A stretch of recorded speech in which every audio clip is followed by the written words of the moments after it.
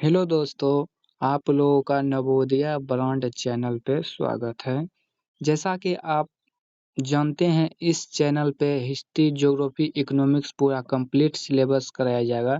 तो आप लोग इस चैनल को सब्सक्राइब कर दीजिए और अधिक से अधिक लोगों को वीडियो शेयर कीजिए। कल के वीडियो में हमने देखा था कि जो 6ठी शताब्दी ईस्वी पूर्व में महाजनपदों के क्या अभिलक्षण या गुण थे, है ना? यह सभी क्वेश्चन हम लोगों ने देख लिया। अगर आप इस चैनल पे नए हैं तो चैनल को सब्सक्राइब कर दीजिए और पिछले वीडियो को देख लीजिए ताकि आपका कोई भी क्वेश्चन नहीं छूटे। इन्हीं उम्मीदों के साथ आज आगे बढ़ेंगे और देखेंगे इस चैप्टर के और महत्वपूर्ण सभी क्वेश्चन जो कि अपने आप में महत्वपूर्ण हैं। तो चलिए देखते हैं आज जो हम क्वेश्चन करेंगे वो है, पहला क्वेश्चन है, देखिए आप, 6ठी शताब्दी ईस्वी में क्या है, सॉरी 16 महाजनपदों में प्रथम मगध 6ठी शताब्दी ईस्वी पूर्व में क्यों सबसे अधिक शक्तिशाली बन गया। तो हमने देखा था कि 6ठी शताब्दी ईस्वी में कितने महाजनपद थे, 16 महाजनपद अस्तित्व थे, परंतु उन सभी महाजनपदों में एक मगध ही इतना शक्तिशाली क्यों था, यही क्वेश्चन हमसे पूछा गया। तो देखिए इसका किस प्रकार आंसर होगा और ये 4 नंबर में क्वेश्चन पूछा जाता है। तो आपको मैं बता रहा हूँ किस प्रकार इसका आंसर करना है। मगध क्यों सबसे शक्तिशाली बन गया था? यहाँ खेती की उपज काफी अच्छी होती थी, मतलब यहाँ जो खेती होता था बहुत अच्छी होता था।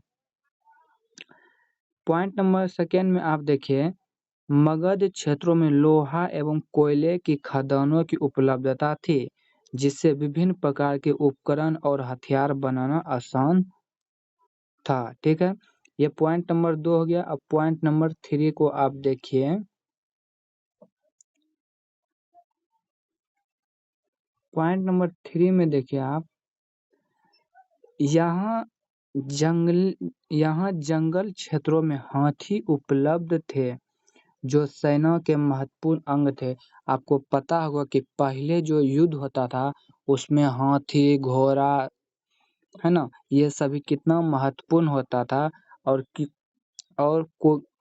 कोई शासक कितना मजबूत है इससे ही पता लगाया जाता है कि उसके पास कितना सैन्य और हाथी वाले सैनिक हैं।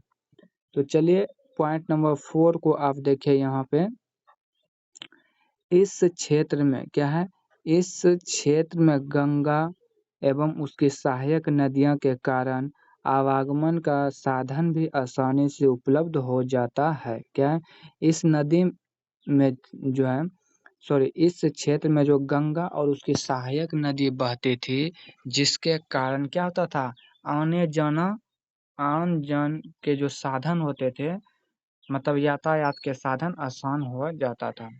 पॉइंट नंबर 5 में देखिए, ये जब भी पूछेगा तो आपको 3 नंबर में पूछेगा या फिर 4 नंबर में पूछेगा, इससे अधिक ये नहीं पूछेगा।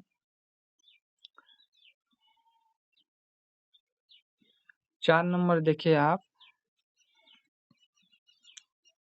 4 नंबर तो बता दिए। 5 नंबर देखिए, बिम्बिसार, अजातशत्रु और महापद्मनंद जैसे प्रसिद्ध राजा अत्यंत महत्वाकांक्षी थे जिसने अपने नीति और कार्यों के द्वारा मगध को शक्तिशाली बनाया। ठीक है, तो ये यहाँ तक हम लोगों ने देख लिया और इस प्रश्न का हम लोगों ने पूरा आंसर कर लिया। अब हम अगला प्रश्न देखेंगे कि मौर्य साम्राज्य के क्या है, मौर्य साम्राज्य के इतिहास के पुनर्रचना किस प्रकार या किन-किन स्रोतों से किया जाता था। क्या है, मौर्य साम्राज्य के इतिहास की पुनर्रचना के लिए किन-किन स्रोतों का प्रयोग किया जाता था, या फिर इसी को दूसरे प्रकार से क्वेश्चन कर सकता है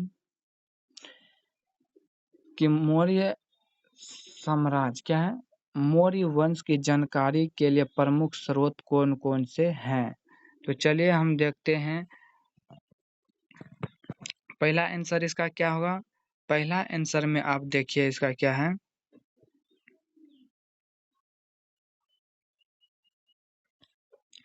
मौर्य साम्राज्य के इतिहास की पुनर्रचना के लिए एक महत्वपूर्ण स्रोत पुरातात्विक विशेषकर मूर्तिकला क्या है? कहता है मौर्य साम्राज्य के बारे में जानकारी के लिए पुरातात्विक वस्तु है ना, विशेषकर मूर्ति कला का स्रोत बहुत महत्वपूर्ण है। इस काल के बारे में जानकारी के अन्य प्रमुख स्रोत मेगास्थनीज द्वारा लिखा गया विवरण, इंडिका और कोटल के द्वारा रचित अर्थशास्त्र। यहाँ से एक ऑब्जेक्टिव भी बनता है। मेगास्थनीज के द्वारा कौन से पुस्तक लिखा गया था? तो वो कौन से लिखा गया था? वो लिखा गया था इंडिका। ठीक है, कौन लिखा गया था? इंडिका। और कोटिल के द्वारा कौन सा लिखा गया? कोटिल के द्वारा अर्थशास्त्र लिखा। तो आप इसे ध्यान में रखिएगा। पॉइंट नंबर 3 को आप देखिए। पॉइंट नंबर 3 में देखिए, मौर्य साम्राज्य के बारे में जानकारी हमें पत्थर एवं स्तंभ पर लिखे गए अशोक के अभिलेखों से भी मिलता है। ठीक है, तो मौर्य साम्राज्य के बारे में जानकारी किससे मिलता है? पत्थर और स्तंभ पर लिखे गए अशोक के अभिलेख से भी मिलता है। पॉइंट नंबर 4 में देखिए, इसके अतिरिक्त मौर्य शासकों का उल्लेख परवर्ती जैन एवं बौद्ध धर्म ग्रंथ में भी मिलता है। आगे देखिए आप पॉइंट नंबर 5 में देखिए क्या है। पॉइंट नंबर 5 में है, इस साम्राज्य का वर्णन संस्कृत के कई पौराणिक ग्रंथों में भी मिलता है। उदाहरण के लिए विशाखदत्त द्वारा लिखित मुद्राक्ष। यहाँ से भी ऑब्जेक्टिव बन सकता है, बनता भी है कि मुद्राक्ष किसके द्वारा लिखा गया था? आपको क्या बताना है? विशाखदत्त द्वारा लिखा गया है।